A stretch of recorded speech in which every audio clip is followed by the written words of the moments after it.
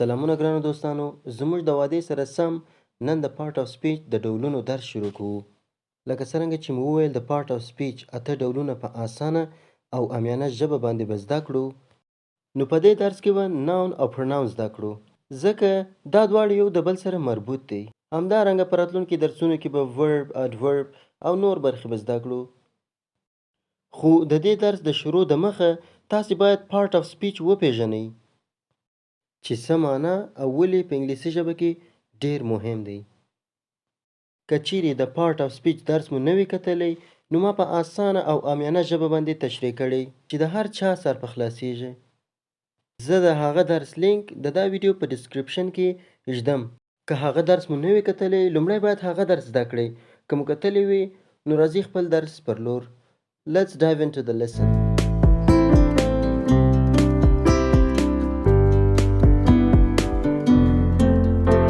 لومړی راځو ناون زده کوو چې ناون څه دی.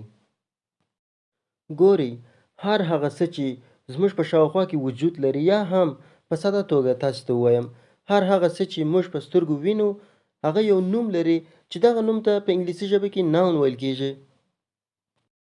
مثلا زه په سترګو باندې انسانان وینم، نو هر انسان خپل نوم لري. مثلا احمد، علي، ناصر، عمر او داسې نور. نو دا نوم سو چې پر انسانانو باندې مو ایښی. مثلا زه په خپل سترګو باندې غټ غټ یا لوی لوی ډبرې وینم چې هغه ته مو د غر یا ماونټین نوم ایښی دی. او همدارنګه حیوانات ته مو نومان ایښي، لکه سپی، غوا، چغال، بیا د بید مافې خر او داسې نور، چې دا هر یو خپل یو نوم سو چې دا نومانو ته په انګلیسي ژبه کې ناون ویل کیږي. د لا زیاتو پوهېدلو لپاره راځئ چې د نوم یا ناون تعریف وکړو او مثالونه باندې زده کړو.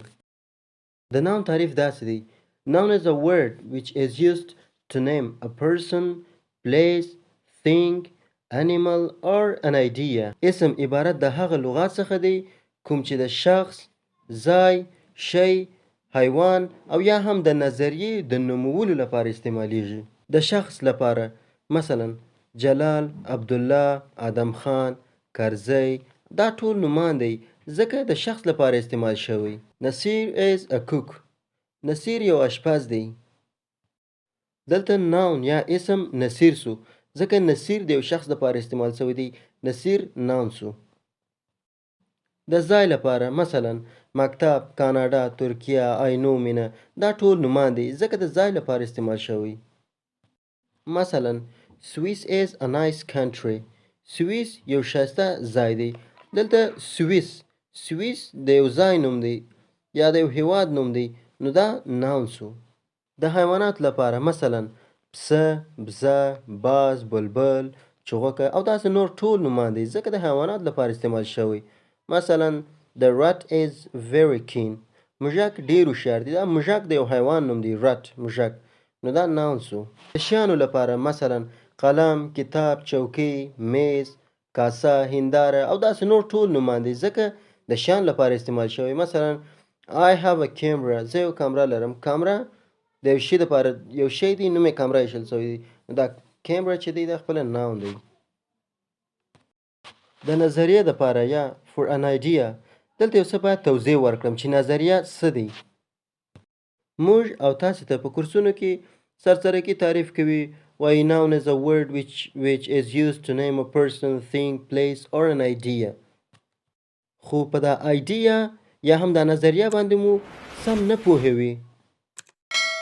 راځئ چې نن زده کړو چې دا نظریه یا idea څه ته وایي. دا نظریه نومان کوم نومان دی. په تیر مثال کې مو وویل هر هغه څه چې موږ په سترګو باندې وینو هغه یو نوم لري او نوم ته په انګلیسي ژبه کې ناون ویل کیږي.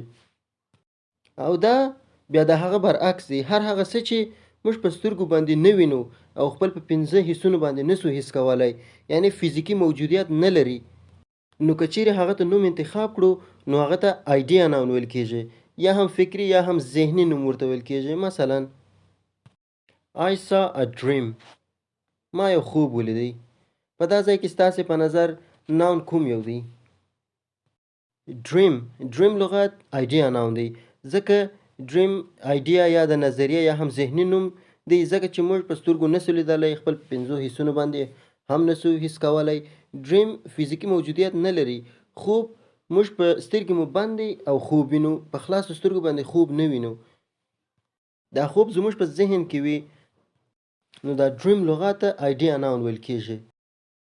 مثلا کایند یعنی مهربان، دا یو آیډیا نوم دی، ځکه دا نوم نه یو شی دی، نه یو ځای دی، نه یو حیوان دی او نه هم یو انسان دی. فزیکي موجودیت هم نه لري، په سترګو هم نشي لیدلی. کایند یعنی مهرباني نسو لیدلی، نو دا آیډیا ناون سو. My father is a kind person. زما پلار مهربان شخص دی. دغه مهرباني لغات په سترګو نشو لیدلی. د یو چا مهرباني موږ نشو ټچ کولی. که چیرې یو کس ډیر مهربان وي، یو ځای پر چوکۍ باندې ناست وي، که چیرې ته هغه ته یو نظر واچوې، آیا د هغه مهرباني لیدلی سې؟ همدارنګه آیا د هغه صداقت یا رښتینولي په سترګو لیدلی سې؟ چې خپله د اونسټي یا هم رښتینولي معنا لري، دا خپل یو آیډیا ناون دی. ګورئ دا لغات صحیح تلفظ کې دا هانسټي نه دی، اچ سایلنټ دی، اونسټي ویل کېږي. نور آیډیا نومان لکه بلیف، عقیده. عقیده د یو چا عقیده په سترګو نسي لیدلی، تر هغو چې پوښتنه ونه کړي مسلمان یا کافر یې، د هغه عقیده په سترګو هم نسي لیدلی، لاس هم نسي وړلی، نو دا آیډیا ناون سو. سکیل، لایف، ژوند، لک، بخت، ګول، هدف، سمارټ، هوښیاري، چالاکي، دا هغه شیان دي چې فزیکي موجودیت نه لري، جسم یې وجود نه لري، لاس نسو وړلی، په پنځو حسونو باندې نسو حس کولی، دا ټوله آیډیا نومان دی او داسې نور. اوس موږ ناون زده کړل، اوس راځو پرناون زده کوو چې پرناون یا ضمیر څه شی دی. که چیرې ناون مو زده کړی وي نو پرناون زده کول درته ډېر اسانه کېږي. راځو د پرناون تعریف کوو لومړی. پرناون تعریف داسې دی: pronoun is a word which is used instead of a noun to avoid from the repetition of a noun. ضمیر عبارت د هغه لغات څخه دی کوم چې د اسم پر ځای استعمالیږي تر څو د اسم د تکرار مخنیوی وکړي. مثلا د یو چا سره خبرې کوو او هغه کس د یو چا نوم هره جمله کې په بار بار سره تکراروي او وایي احمد ښه هلک دی، احمد اشپز دی، احمد نن مکتب ته تللی نه و، احمد ډیر قوي دی، همداسې نور داسې دوام احمد احمد وایي، همیشه اسم تکراروي. نو تاسې ورته وایاستئ وروره بس که، بیخي سهار راهیسې احمد احمد وایه، بیخي 100 ځله دې د احمد نوم واخیست، نور احمد احمد مه وایه، بیخي را باندې وغمېدل. نو دلته دی چې د ضمیر استعمال ته ضرورت پیدا کېږي. موږ د ضمیر تعریف کې وویل چې د ضمیر کار صرف دا دی چې د اسم د تکرار مخنیوی وکړي. نو دلته د احمد د اسم پر ځای باید د احمد احمد ویلو د تکرار مخنیوی وشي. نو د احمد ویلو د تکرار د مخنیوي په خاطر د احمد ضمیر باید استعمال شي. مثلا احمد is young، احمد ځوان دی.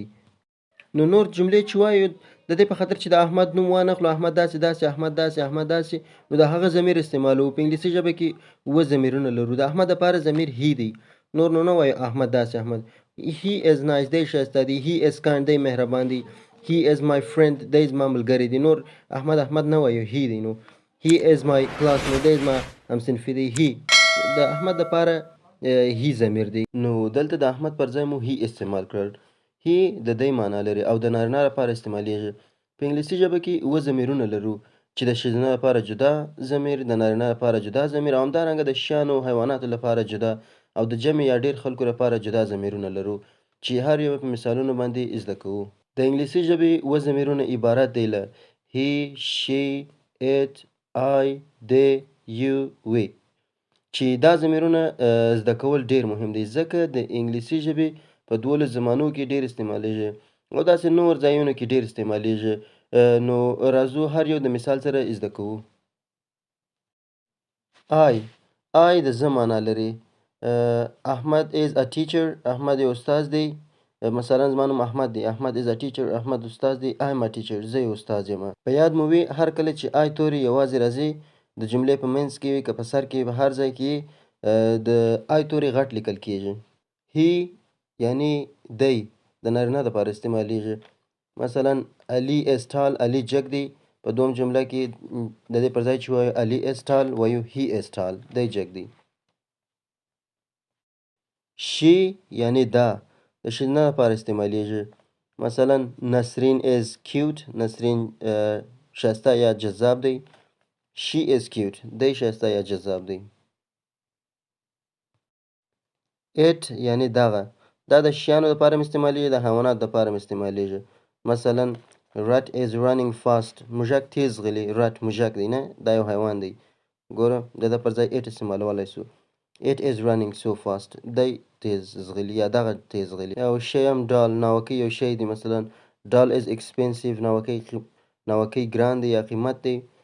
د ډال پر ځای it استعمالوی سو. it is expensive، دغه یا دغه ډیر قیمت دی یا ګران دی. ښه نو تر دا ځایه پورې مو I he she it زده کړل. I he she it دا هر یو د یو کس لپاره استعمالیږي، خو they you we دا درې ضمیرونه د یو څخه د ډیرو کسانو لپاره استعمالیږي چې د یو څخه زیات وي. اوس راځو مثالونو ته. they یعنی دوی د یوه څخه د زیات کسانو لپاره استعمالیږي، فرق نه لري که ښځینه وي که نارینه وي، خو د یوه څخه زیات کسان وي. مثلا علي یو کس دی، زهرا دوه کس دی. مثلا علي and زهرا are friends، علي او زهرا ملګري دي. اوس د علي او زهرا پر ځای باندې د اسم د تکرار مخنیوي په خاطر باندې ضمیر د دې ضمیر استعمالو دی دی. they are friends، دوی ملګري دي.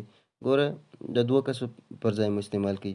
وی یعنی موږ، دا هم د یوه څخه د زیات کسانو لپاره استعمالیږي، فرق نه لري که ښځینه وي که نارینه وي. مثلا علي and زهرا are in school، علي او زهرا په مکتب کې دی. we are in school، موږ په مکتب کې یو. you ته یا تاسې، دا هم د یو کس لپاره او هم د یو څخه زیات کسانو لپاره استعمالیږي. مثلا یو څوک ماته مخامخ ولاړ دی، نوم یې سردار دی. زه وایم سردار is a policeman، سردار یو پولیس دی. او you are a policeman، ته یو پولیس یې. او یا هم په یو صنف کې چې ډیر شاګردان موجود دي او هر یو خپل جدا جدا نومونه لري، نو زه د دې پر ځای چې د هر یوه ته ووایم احمد شهالک دی، سردار شهالک دی، ناصر، بصیر او داسې نور نومان واخلم، ډیر لنډ او ساده د دوی د ټولو د نومونو د اخیستلو پر ځای د دوی ضمیر استعمالوم. مثلا you are good boys، تاسې شهالکان یاست. ګورئ د هر یو نوم ګورئ یو د جمع سو، دلته ډیر کسانو ته تاسې، نو یو هم د یو کس لپاره استعمالیږي او هم د ډیرو لپاره. د نن درس مو همدومره و. خدای دې وکړي چې څه ناڅه مو ترې ګټه اخیستې وي. که چیرې غواړئ ګرامر مو په اسانه او امینه ژبه باندې زده سي، نو چینل در سره سبسکرایب کړئ، ویډیو لایک کړئ او خپل سوالونه نظریې په کومنټ کې را سره شریک کړئ. تر نوې درس په خدای جل جلاله مسپارم. ښه وخت، خدای پامان. And tell me what's wrong and why you never said you felt that way. And guess you're trying